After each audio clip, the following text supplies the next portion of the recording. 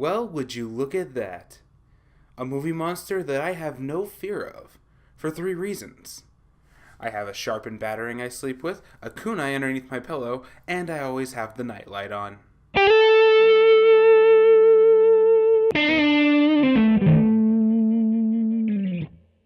Hello and welcome back to another midnight showing. As always, I'm Kelly, and I just got out of Lights Out. Hey, who turned out the lights? So what we have here is a horror film about a monster that can only be seen in the dark and can only move around and kill you in the dark. You turn on the light and it either vanishes or can't come near you. Oh, well, that's interesting.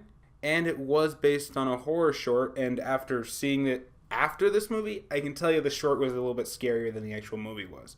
That's not necessarily a bag against the movie, it's just my feelings on it. And once again, that's not a bag on this movie. This movie was actually really good. It had genuine moments of terror. It had some really cool stuff with this ghost, like with muzzle disappearing between muzzle flashes and things. Honestly, this is one of the better horror films I've seen in the last 10 years. But that doesn't save it from some of the issues, which can all be basically summed up with 2 thoughts. One, you put any thought into how this monster works or how it kills people, and it doesn't make any sense. And 2, when you get right down to it, this movie is a discount Babadook. It even explores similar themes. Again, not bad per se, it's just I've seen it done better elsewhere. But the acting is stellar from everybody, especially the kid, played by Gabriel Bateman, I believe his name is. Seriously, when the mother turns out the lights in part of this movie, the sheer terror on this kid's face.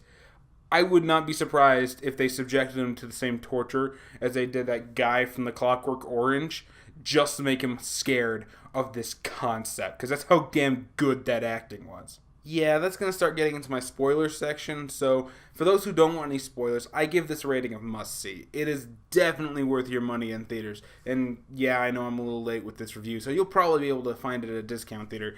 I don't imagine this being one of the big ones that sits inside of your big theater for more than 2, maybe 3 weeks.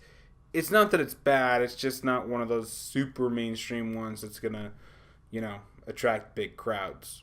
So, yeah. Go see it immediately. You won't be disappointed. For those who want to stay for some of the spoilers, I'm not going to keep this section very big just because I want to get this video out, but also because I don't really want to ruin some of these moments for you that are genuinely scary. There's a lot of cool technical things, like I mentioned before, that the monster disappears between the flashes and muzzle flare as it's being shot at, which was really cool. But just the general concept that, well, this is the boogeyman. He hides under your bed, only comes out at night when you're asleep, alone in a dark room. So yeah, I'm not going to be spoiling too much, but going into the general plot of this movie, basically, there's this mother who had a friend in the past, and her friend came back as a supernatural monster that can only appear in the dark. Now, the monster itself is a little inconsistent. I'll talk about that in a second. But I would just like to say that the monster design is amazing. Now, everyone thinks that the mother is cuckoo for Cocoa Puffs, and she is. She suffers from what they call depression, although it's something more along the lines of schizophrenia or multiple personality disorder. Something like that. She is definitely crazy. Now, she had a daughter inside of a previous relationship who, well, they say abandoned her. I would prefer to say ran away from the problem, which led into many years later where she got remarried, had another kid, and now the cycle starts over again. Now, her daughter from the previous marriage, played by Teresa Palmer, is really not wanting to get involved in this because she doesn't really like her mother, who drove her crazy as a kid, hence why she ran away, blah, blah, blah. But she does actually care about her little brother, or half-brother, I guess would be more apropos. And she desperately wants to keep him safe. She doesn't believe in the monster. She believes that her mother's crazy and it's affecting this kid's life horribly. So she's trying to fight her mother for control of this. This whole actual good movie drama, combined with the fact that there actually is a supernatural element to all of this, really does set the stage for why this movie is so good. You genuinely care about what's happening in this movie because you genuinely care about this situation. The acting from everybody involved inside this movie, especially Gabriel Bateman as that little kid, just really sells this drama to you and highlights why good writing in a horror film is necessary. You need this so that we actually give a shit. We want to see these people survive so that when some of them die, like the boy's father, we actually do care. And in all honesty, you could remove the whole evil shadow creature monster thingy from this movie, and it would be a compelling family drama about dealing with people with mental illness. Whether it's right to leave them or try to get them to seek help, even if they won't seek help themselves. Should you force it down their throat or not? All of these questions do actually appear in this movie. And you could remove the horror elements inside, and that would stand on its own as being a pretty good movie. Then you throw in the monster inside here. Oh, well, you threw in something supernatural for no reason. No, you actually added to the movie because, once again, this shares similar themes to The Babadook. Now, I said that way back like a year and a half ago when me and DJ reviewed The Babadook. Shameless plug, check out the video. That the whole movie was basically an allegory for mental illness and could be seen as such. You were never really sure if the mother wasn't just crazy and the kid was also kind of crazy, being that he was only like 6 or 7 in that movie, and he just kind of went with it, or if there was a supernatural element, and by the end of that movie, they basically had to live with the supernatural element. They couldn't actually get rid of it. This movie has a similar prospect to it. As I said, their mother is crazy. She's depressed, as the movie keeps telling you, but it does come across more like schizophrenia and multiple personality disorder, just from what I've seen.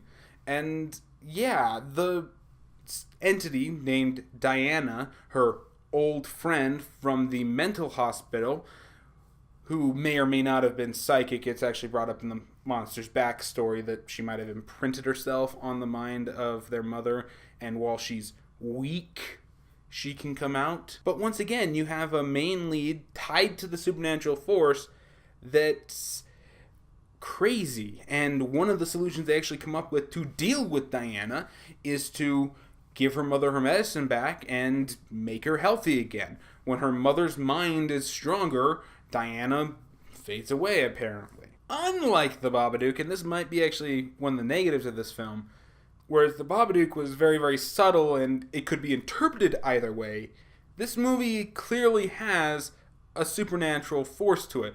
Whether it just be the mother who somehow summoned up a dark demon from the depths of her mind, or a legitimate psychic who somehow imprinted herself onto this lady because she can't survive in sunlight, and after experimental treatments kill her, it's the only way she can still exist.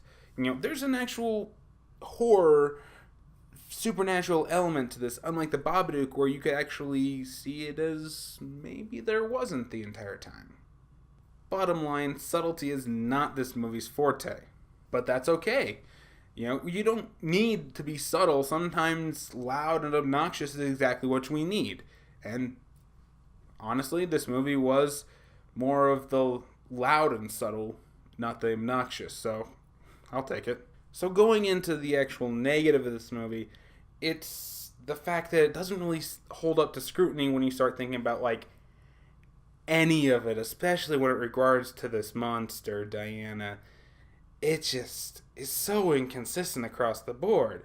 So the monster, Diana, was a mental person who may have killed her father because with her psychic powers and whatnot, that's kind of left in the air. She has a rare genetic disorder that makes it so she burns in sunlight. So she gets sent to this mental hospital where she befriends the main lead's mother while she's quote-unquote crazy. And I mentioned before, they put her through an experimental treatment that involved injecting her with a bunch of stuff and then subjecting her to high-intensity light to see if it worked. It didn't. It turned her to ash. So it turned her into a vampire? No, she turned into some kind of shadow monster that can only appear in the shadows, and she can't actually step in direct sunlight. If you do put light on her, she vanishes. Sometimes. See, to this movie's credit, they actually come up with 3 separate ways to deal with Diana. First one I mentioned before about making their mother stronger so that she can basically fight the influence that Diana had on her. Make her take her medication, see the light, blah, blah, you get the picture. The second way they actually find out to possibly take care of her is that they find a black light, and Diana doesn't disappear in black light for some reason. Probably having to do with something with UVs, but it's never actually explained or touched upon. It's just kind of my own inferring in this sense. So at least they have a light now where they can clearly see the monster with, so they don't have to worry about it. But during one of the better horror elements that admittedly was one of the stupider character moments, for the most part the characters in this are fucking intelligent. They see the monster, they run the other way, or they see the monster and they grab something to hit it with. They don't sit there and stare in awe. But there's 1 or 2 moments inside of it where a main character decides, hey, I'm gonna be downstairs and leave you inside of this room all alone when we know a monster's after you. It's fine. Oh, I'm gonna go into the basement to check the breaker. Hope we don't get locked down there with a scary monster that only appears in the dark. Just a couple of moments like that. But in one of those stupid moments, there was legitimately scary moments where they're actually learning some more stuff about the monster and it just appears. Diana does a jump scare where she grabs Teresa Palmer and tries to drag her away. Then Gabriel Bateman comes over with a flashlight and shines it on her while the black light's there, and it starts burning the hand. Oh, so if they can actually somehow pin her down, they can burn her to death finally and get rid of her that way. The second way they can get rid of this monster. Oh my god. They actually found out a way to fight this thing, and and for the most part they do. Not very successfully, mind you, but they do get a couple more hits in, and actually do drag it into the light a few times. But then the mother actually comes up with the third option to getting rid of this thing. And this is the climax of the movie, which she shoots herself in the head. Remember, Diana is linked to the mother, played by Maria Bello. And so if you remove her from the equation entirely, no monster. Hence the whole living with mental disease thing. If you want to go back to the analogy there, she shot herself so the family wouldn't have to put themselves through that. Kind of depressing, but, there's your analogy. But this monster is just a little inconsistent. Is it the actual black light that makes her vulnerable to light, or is it just pulling her into light? Because other times when they try to pull her into light, she disappears entirely. In fact, there's one scene with flashback with the daughter Teresa, where she goes into the closet to find her notebook, turns on the light, and the notebook drops down as if she was standing up here with it. So she faded from the light without dying. So is it the black light?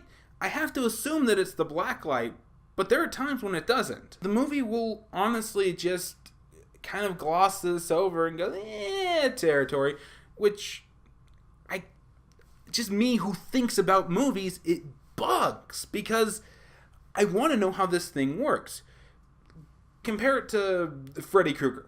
So, Freddy, it's clearly established that he can jump between dreams, and he has basically complete control over dreams. But he's not necessarily immortal inside of them.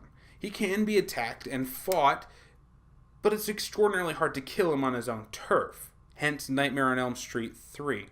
But there's a limit to his power. You have to be within a certain area of town, and, well, frankly, enough people have to be afraid of him and remember him, or else he fades to dust, which, kudos. If they didn't explain some of that stuff inside of the movies, especially the first one, the whole fade to dust thing, it would seem kind of stupid when they brought it back for Freddy versus Jason and seemingly come out of nowhere, right? It just feels like this movie needed 10 more minutes to just explain some more of this stuff. It doesn't need to be all in just one scene. You could have 2 or 3 minutes here to explain something, a minute here just to have like one of the characters have a revelation and say it out loud or something like that. Just 10 more minutes sparsed in this movie. It's not very long. It's only like 70 minutes. So I guess the real thing I'm asking is, why not? But whatever. All in all, this movie was an enjoyable experience and well worth your money at full admission price. So my final verdict is, go see it. If you like horror, there's some genuine moments of terror inside of this movie. If you just like good dramas, there's a great drama story inside of here with a supernatural bend to it. And above all, if you want something that will make you afraid of the dark again, go see this movie. And that's it for me. Did you enjoy the video? Tell me what you thought about Lights Out in the comments below. Maybe we'll get some healthy discussion going. And as always, if you like what you see, be sure to hit the like button, the share button, and subscribe to my channel for more. Be sure to follow me on Twitch, Twitter, and like me on Facebook. I do have some more projects coming out. I have a couple of other videos I know I'm working on right at this moment that should be coming out within the next few days, but I might have to push some back because of work things and septic reasons, but we'll get to that another day. And yeah, that's it for me, so I'll see you all next time.